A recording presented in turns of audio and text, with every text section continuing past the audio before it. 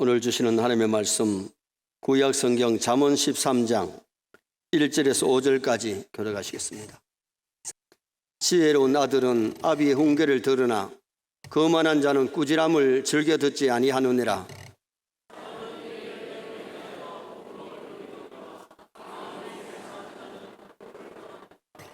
입을 지키는 자는 자기의 생명을 보존하나 입술을 크게 벌리는 자에게는 멸망이 오느니라.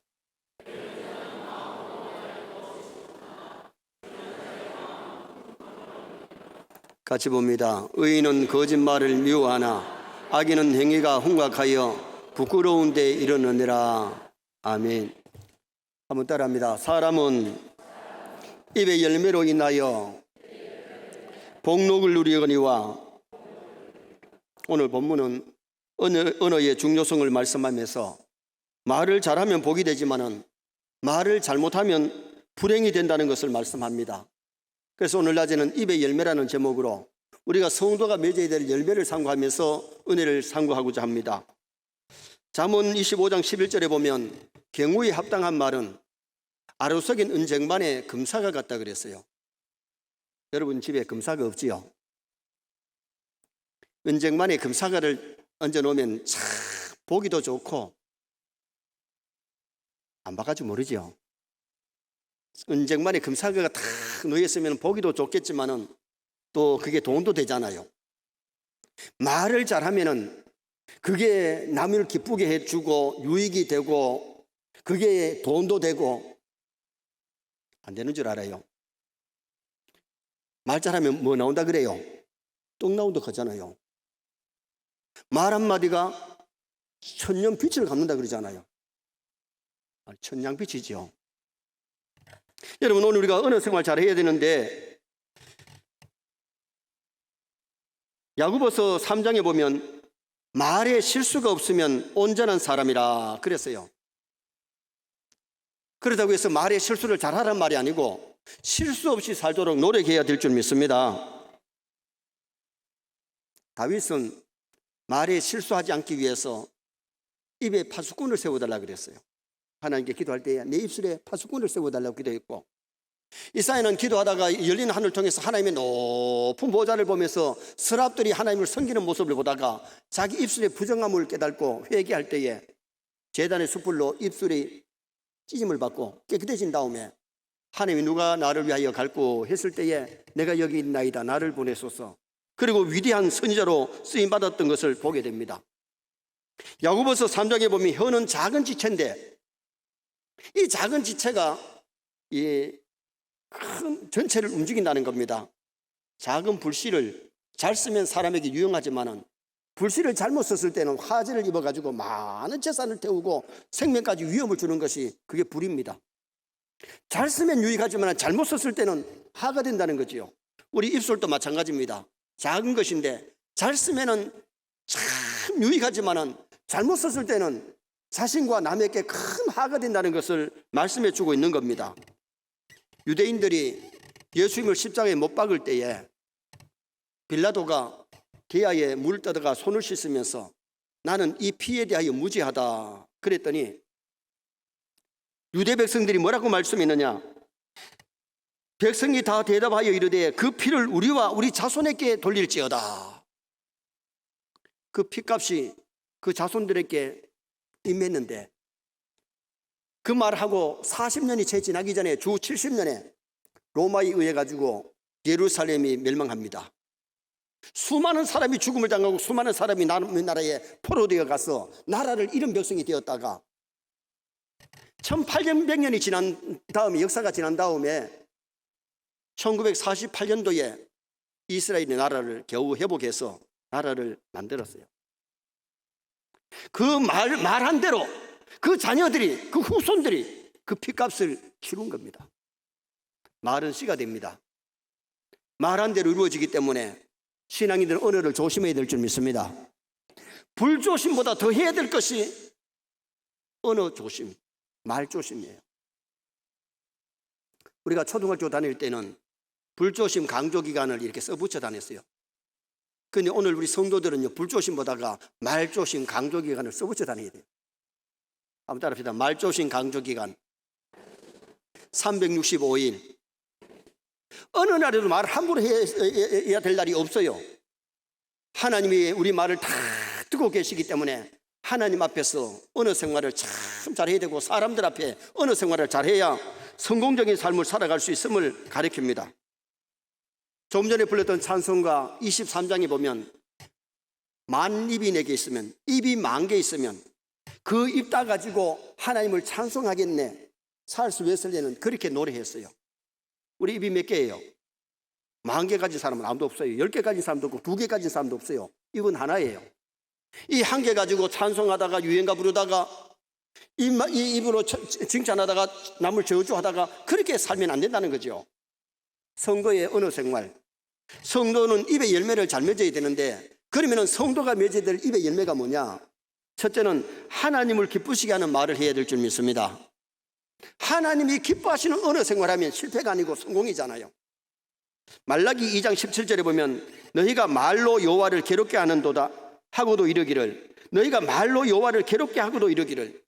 인간이 하는 언어 생활 중에 말 중에 하나님을 기쁘게 하는 언어가 있고 하나님을 괴롭히는, 노엽게 하는 언어가 있다는 거죠. 하나님을 기쁘게 하는 언어 생활하면 복이지만은 하나님을 괴롭게 하는 언어 생활을 했을 때는 그것이 실패라는 것을 말씀해 주고 있습니다. 10계명의 3계명이 뭐냐? 내 하나님 여호와 이름을 망령되이 일컫지 마라. 하나님의 이름을 함부로 불러도 안 되고, 우리의 언어 생활이 하나님을 괴롭게 하는 언어 생활하면 아니 된다는 것을 말씀해 주고 있죠.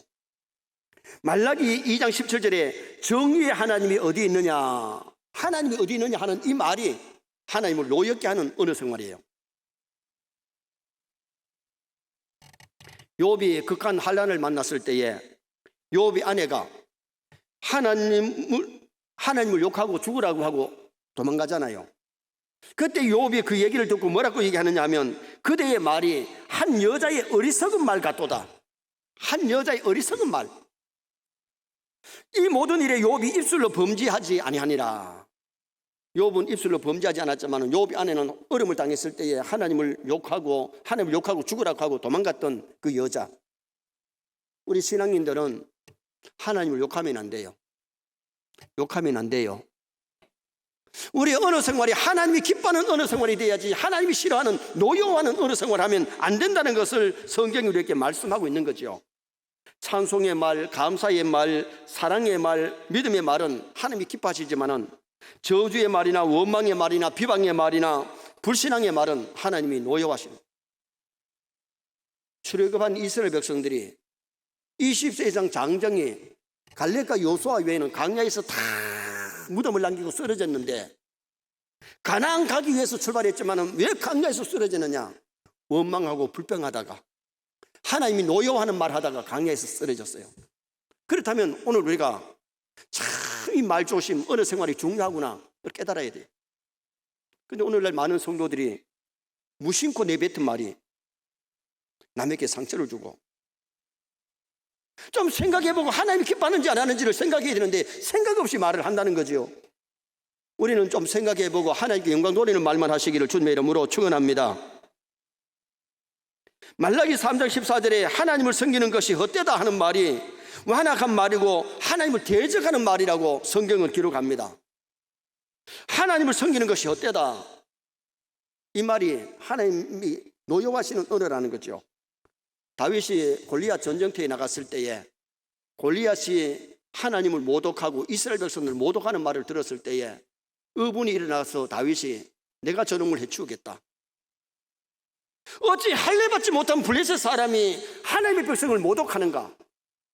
하나님 만군의 여호와 이름으로 가노라. 하나님의 영광을 위해서, 하나님 이름을 위해서 골리앗 전쟁터에 나갔을 때에 그 다윗의 물맷돌 한 방이 그냥 골리앗 이마에 팍 정타하면서 골리앗이 그날 초상날이 되고 죽고 말았잖아요. 하나님을 모독하는 말, 하나님의 백성을 모독하다가 골리앗은 그날이 초상날이 됐어요. 신앙인들은 하나님이 언제든지 사람은 듣지 않아도 하나님 듣고 계시고 사람은 보지 않아도 하나님 보고 계시기에 하나님 앞에서 언어 생활 하시기를 주님의 이름으로 축원합니다. 그래서 하나님이 기뻐하시는 언어 생활 때문에 좋은데 마귀가 기뻐하는 손뼉치는 그런 언어를 하게 되면 실패작의 언어 생활임을 가르쳐주고 있습니다. 1912년 4월 12일 세계에서 가장 호화스러운 여객선 타이타닉호가 처녀 항해가 영국에서 있었는데 그 뱃머리에는 하나님을 회방하는 글귀가 있었대요. 구경하러 나온 사람이 저 글씨 지워라, 저 글씨 지워라 그랬는데 그 말을 듣지 않고 그냥 붕 출항을 한 겁니다. 이틀 지나서 12일 날 출발해가지고 14일 날 거대한 빙산이 떠내려오는데 빙산과 부딪혀가지고 그 부딪힌 자리가 하나님을 모독하는 글을 쓴 그 자리하고 팍 바뀌면서 글은 다 파산돼 버렸고 배가 파손되면서 수많은 사람이 물에 수장되고 죽음을 당했던 겁니다. 하나님을 모독하는 글이나 모독하는 말을 하면 그 사람이 복을 못 받아요. 그래서 우리 신앙생활 한다고 하면서도 잘못하면 끄떡하면 하나님이 어떻고 저떻고 하다가 하나님이 싫어하는 노여워하는 언어 생활을 할 수 있다는 거예요. 그래서 우리 신앙인들이 언어 생활할 때 먼저는 내 말이 하나님을 기뻐하시면 하시고 하나님이 싫어하는 말은 하지 마시길 바랍니다. 아무리 이만큼 하고 싶어도 하나님이 싫어하는 말을 하지 말고 하나님이 기뻐하시는 언어는 해야 된다는 겁니다. 부모가 자식을 키우면서 자식이 잘했을 때는 칭찬하지만 잘못했을 때는 책망하고 꾸짖어야 되잖아요. 오늘 본문 1절에 보면 부모가 꾸짖을 때에 달게 듣는 자식이 있는가 하면 그거를 싫어하고 달게 듣지 않는 자식이 있다고 오늘 본문 1절이 말씀하잖아요. 오늘 우리는 하나님을 비웃고 망령된 말을 하면 안 되고 하나님의 진노를 살 수밖에 없기 때문에 하나님이 기뻐하는 어느 생활을 해야 될 것을 말씀하는데 하나님께 감사의 말을 하시고 찬양의 말을 하시고 사랑의 말을 하시고 신앙의 말을 할 수 있기를 주님의 이름으로 축원합니다. 두 번째로 성도들이 맺어야 할 입의 열매는 사람들을 축복하는 말을 해야 됩니다. 무슨 말? 축복하는 말. 자, 2절 말씀 우리 다 같이 한번 읽으시겠습니다. 2절 말씀 봅니다. 사람은 입의 열매로 인하여 복록을 누리거니와 마음이 개사한 자는 강포를 당하느니라. 그리고 넘어가서 15장 4절 말씀 우리 다 같이 한번 읽으시겠습니다. 4절 온순한 해는 곧 생명나무이지만 폐역한 해는 마음을 상하게 하느니라. 사람들에게도 온순한 말을 하면 정말 그 사람의 마음을 즐겁게 해줄 수 있는데 폐역한 말을 하면 마음에 상처를 남긴다는 거예요. 명절을 보내시면서 일가 친척들을 만나셨고 고향의 지인들 친구들을 만났었을 때인데 정말 우리 언어 생활로 그들에게 상처는 주지 않았는지 폐역한 말 하지 말고 정말 남을 저주하지 말고 남을 축복하는 언어 생활이 되어야 될 것을 말씀합니다. 누가복음 10장 5절에 보면 어느 집에 들어가든지 먼저 말하되 이 집에 평안이 있을지어다. 평안을 빌라라 그랬어요. 남을 축복해서 손해볼 것도 없어요. 축복했는데 그 사람이 축복받을 일을 안 했으면 축복이 나에게 돌아와요. 저주하면 손해볼 수 있는데 저주를 했는데 그 사람이 저주받을 일을 안 했으면 저주도 돌아온다는 겁니다. 그래서 우리 신앙인은 남을 저주하면서 살지 말고 남을 축복하면서 살아야 아름답다는 것을 말씀하지요. 마태복음 7장 1절에 보면 비판을 받지 아니하리거든 비판하지 마라. 네가 헤아리는 그 헤아림으로 네가 비판을 받게 된다. 오늘 우리가 이 말은 한번 하면 그냥 가만히 있는 게 아니고 그 말이 나에게 축복이 될 수도 있고 저주가 될 수도 있다는 거예요. 하나님이 아브라함에게 너를 축복하는 자에게 내가 복을 주고 너를 저주하는 자에게 내가 저주하마. 하나님을 사랑받는 사람을 저주하면 저주받고 축복하면 복을 주신다고 하나님이 약속하셨어요. 시편 109편 17절에 보면 그가 저주하기를 좋아하더니 그것이 자기에게 임하고 축복하기를 기뻐하지 아니하더니 복이 그를 멀리 떠났느니라. 남을 저주하면 복이 떠나고요 남을 축복하면 복이 임할 줄 믿습니다. 누가복음 9장 54절에 예수님과 제자들이 예루살렘으로 가시는 길에 사마리아를 지나가는데 사마리아 사람들이 환영을 안 해요. 그때 세베대의 아들 야고보 요한이 예수님, 선생님, 우리가 하늘에서 불이 떨어져 가지고 사마리아를 태워버리도록 할까요? 예수님이 돌아보시면서 꾸짖으셨다. 그러지 마라.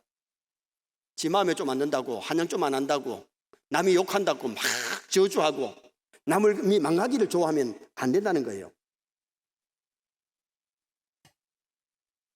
미국의 전도자 빌 글라드는 말하기를, 미국의 어떤 교도소의 재소자 90%가 어릴 때 자라면서 부모한테 무슨 소리를 들었냐 하면, 너 같은 인간은 교도소에 갈 거야.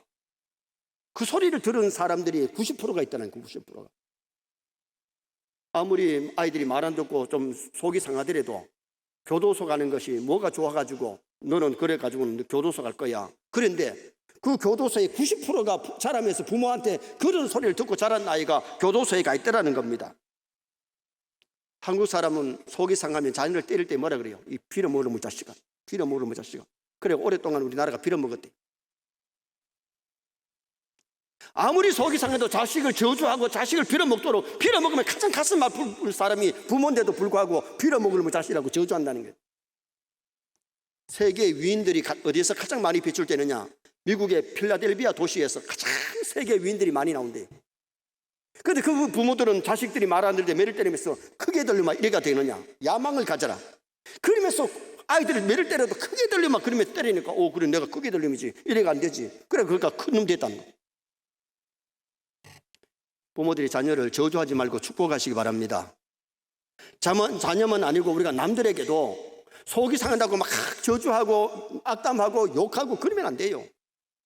신앙인들은 속이 상해도 이 썩을 놈 하지 말고 복 받을 놈아, 크게 될 놈아, 잘 될 놈아. 아니 목사님 속이 상하는데 어떻게 그렇게 축복이 나옵니까? 사람이기 때문에 안 나오기가 쉬운데, 그래 축복하며 살도록 훈련하면 될 줄 믿습니다. 축복하며 살아야 돼요. 남을 저주하면서 살면 그게 자기에게 불행이 돌아오고, 남을 축복할 때에 자기에게 축복이 돌아오기 때문에 축복하면서 살아가는 성도가 되셔야 돼요. 그래서 성도는 누구에게든지 복을 빌어주는 지혜가 필요한데, 칭찬의 말을 하려면 그 사람의 단점을 보지 말고 장점을 봐야 된다. 좋은 점이 많은데도 미워하면 단점만 골라낸대요. 그럼 우리가 남을 볼 때에 좋은 것을 자꾸 보면 내가 좋은 사람이 되고, 단점을 자꾸 보면 나도 나쁜 것을 자꾸 배운다는 거예요. 어느 교수님이 자신이 가르치던 학생이 졸업할 때에 한 학생을 불러가지고 칭찬의 말을 했대요. 나는 자네를 믿네. 자네는 장래성이 있고 또 무한한 가능성이 있네. 자네는 꼭 성공할 거야. 그러면서 칭찬을 했는데, 그렇지, 나는 무한한 가능성이 있어. 나는 성공할 거야. 한 20년이 지나가지고 동창생들이 모였는데 정말 가장 성공을 했다는 겁니다. 동창생들에게 자기가 간증을 하는데, 내가 졸업식 할 때에 교수님이 나를 불러가지고 너는 무한한 가능성이 있고 너는 크게 성공할 거라고 칭찬했는데 내가 정말 이렇게 성공했노라고. 자녀를 칭찬해 주는 것, 남을 칭찬해 주는 것, 남에게 희망을 주는 것, 이것이 우리 성도의 어느 생활이 되어야 될 것을 가르쳐 줍니다. 잠언 16장 14절에 선한 말은 꿀송이 같아서 마음에 달고 뼈에 양약이 되느니라. 좋은 충고의 말이나 좋은 말, 칭찬의 말이 뼈에 양약이 된다 그랬어요. 에베소 4장 29절에 보면 더러운 말을 입 닫기도 내지 말고 선한 말을 하여 듣는 자들에게 은혜를 끼치게 하라. 선한 말 하면요, 자기도 은혜 되고 듣는 사람도 은혜가 돼요. 더러운 말을 하면 자기도 은혜 떨어지고 상대방도 은혜를 떨어지게 만들어요. 더러운 말을 입 밖에도 내지 말고 선한 말 하여 듣는 자들에게 은혜를 끼치게 하라. 제자훈 훈련하실 때에 말 한마디의 위력을 우리가 같이 보았습니다. 읽었습니다. 부주의한 말 한마디가 싸움의 불씨가 되고, 잔인한 말 한마디가 삶을 파괴합니다. 쓰디쓴 말 한마디가 중고에 씨를 뿌리고, 무례한 말 한마디가 사랑의 불을 끕니다. 은혜스러운 말 한마디가 길을 평탄케 하고, 즐거운 말 한마디가 하루를 빛나게 합니다. 때에 맞는 말 한마디가 긴장을 풀어주고, 사랑의 말 한마디가 병을 낫게 하고 축복을 줍니다. 여러분, 사랑의 말 한마디가 남의 병을 낫게 하고 남에게 축복이 된다 그랬어요. 그래서 우리 세네 모든 성도가 축복하며 사시기를 주님의 이름으로 축원합니다. 마지막 세 번째는 긍정적인 말, 신앙의 말을 해야 됩니다. 신앙인의 입에 열매는 신앙적인 말, 긍정적인 말, 부정적인 말이 나오고 불신앙의 말이 자꾸 나오면 자기가 불행해지는 겁니다. 자, 5절 말씀을 다 같이 한번 읽어보시겠습니다. 의인은 거짓말을 미워하나 악인은 행위가 흉악하여 부끄러운 데에 이르느니라. 의인은 거짓말을 싫어합니다. 악인은 거짓말을 좋아하고 부끄러운 데 이르는 말을 자꾸 하지만은 신앙인들은 말이 정직하고 말이 진실하고 말이 착하고 말이 아름다워야 될 줄 믿습니다.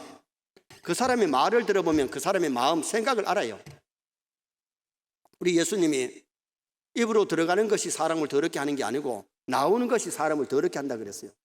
말이라는 것이 정말 자기를 더럽게 만들고 남을 더럽게 만들 수 있다는 거죠. 거짓말, 비판의 말, 욕하는 말, 부정적인 말은 신앙인이 할 수 없다는 거예요.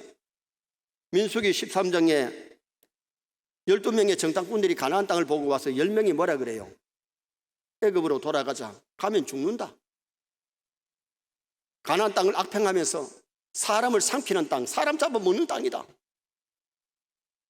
그 소리를 듣고 이스라엘 백성들이 밤새도록 잠을 안 자고 막 돌아가자 모세 원망하고 하나님 원망하고 밤새도록 그렇게 하다가 하나님의 징계로 질병으로 많은 사람이 죽음을 당해요.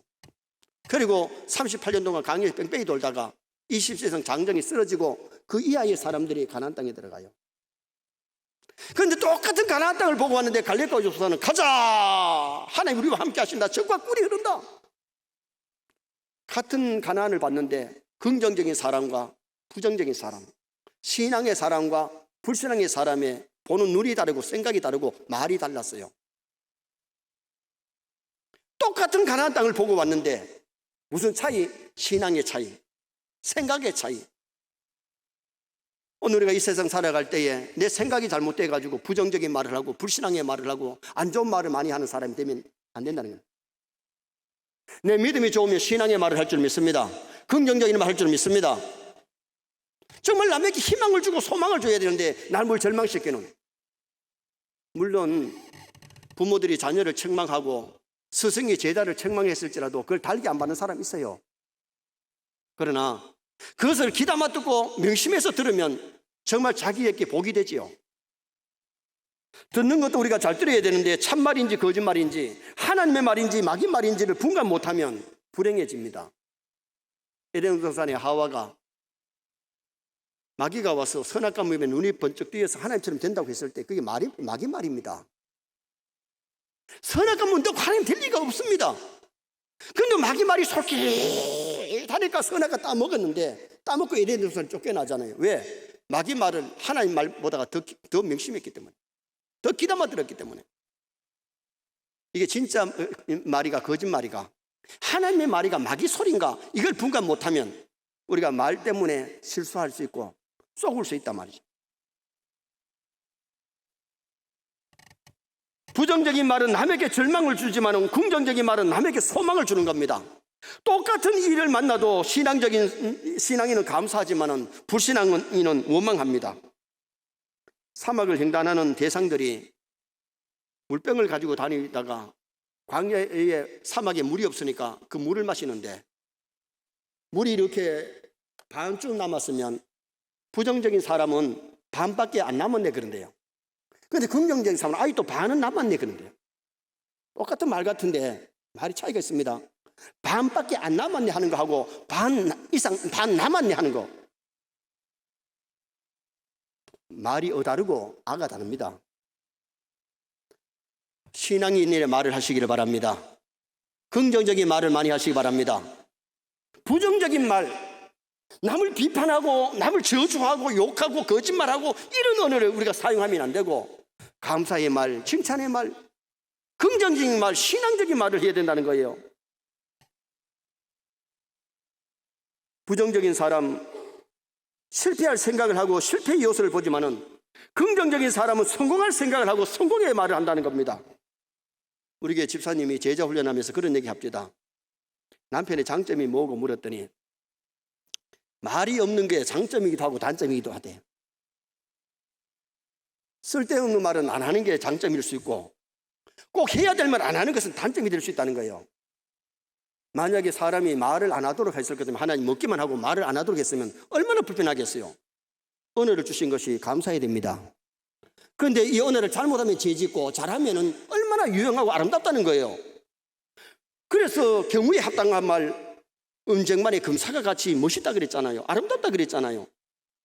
신앙인은 꼭 해야 될 말을 안 하면 그게 좋은 게 아니에요. 꼭 해야 될 말은 하는 게 좋고, 쓸데없는 말을 안 하는 것이 훨씬 더 낫고. 그래서 언어 생활이 가정을 윤택하게 만들고 교회를 윤택하게 만들고 사회를, 직장을 아름답게 만들 수 있다는 거예요. 남편과의 심한 불화로 고통 중에 있던 어떤 자매가 예수님을 영접했어요. 교회에 나오기 시작하면서 예수를 영접했는데 어느 날 부부끼리 서로 좋은 점을 발견해서 칭찬해 주라는 목사님의 설교를 듣고 평소에 남편의 단점만을 꼬집어 얘기하던 자매가 어렵지만은 이제 내가 남편을 좀 칭찬해 봐야 되겠다. 그래서 생각을 하고 남편의 장점을 살핍니다. 그런데 자꾸 장점이 안 보이고 단점이 자꾸 보이는 거예요. 그래 어느 날 기도하기를, 하나님 남편의 장점을 보게 해주세요. 기도를 했대요. 그런데 어느 날 직장에서 돌아왔는데 소파에 앉아가지고 TV를 이렇게 보고 있는 남편을 보니까 그날 목욕탕에 가서 목욕을 하고 왔는지 얼굴이 참 윤택해 보이더래. 반들반들해 보이고, 그날따라 오렌지 티셔츠를 입었는데 너무 잘 어울리더래요. 야, 이거다.